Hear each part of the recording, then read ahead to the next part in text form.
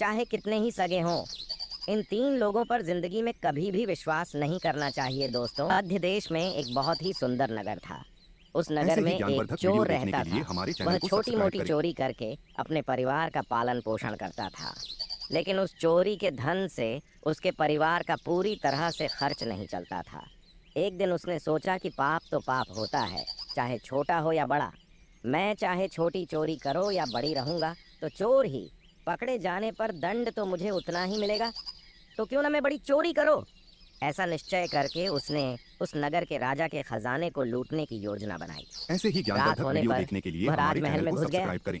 और किसी तरह जहां राजा का खजाना था वहां पहुंच गया।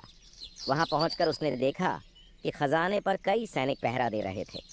सख्त पहरा देखकर चोर को लगा कि उनकी आंखों में धूल झोंकना बहुत कठिन काम है, और सोचने लगा कि यहाँ तो साक्षात काल पहरा दे रहा है।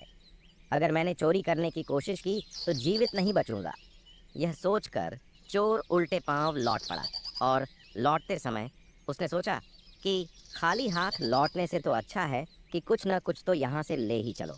मेरा यहाँ आना व्यर्थ नहीं होना चाहिए।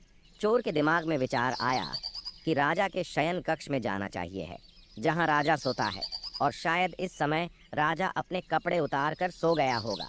मैं राजा के राज्य वस्त्र चुराकर ले आऊंगा और उन्हें पहनकर आसानी से धन चुराकर यहाँ से निकल जाऊंगा। पहरेदारों को लगेगा कि मैं राजा हूँ, इसलिए वे मेरे रास्ते में नहीं आएंगे और मेरा काम आसान हो जाएगा।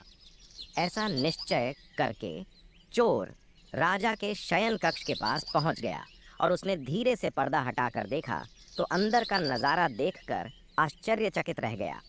उसने देखा कि राजा अपने पलंग पर गहरी नींद में सो रहे हैं और उनकी रानी अर्धनग्न अवस्था में पलंग पर बैठी हुई है। रानी को जागता हुआ देखकर चोर के हाथ पैर फूल गए और वह एक तरफ दीवार से सटकर खड़ा हो गया और रानी के सो जाने का इंतजार करने लगा। थोड़ी देर बाद फिर उसने पर्दा हटाकर देखा कि रानी सोई है या नहीं, क्योंकि रानी सो जाए तो राजा के वस्त्र चुराए जाएं। चोर ने देखा कि रानी अभी भी उसी तरह बैठी हुई थी। यह देखकर चोर वहां रखी हुई टेबल पर बैठने लगा। जैसे ही वह टेबल पर बैठा तो उस पर रखी हुई पानी की गिलास नीचे गिर गई।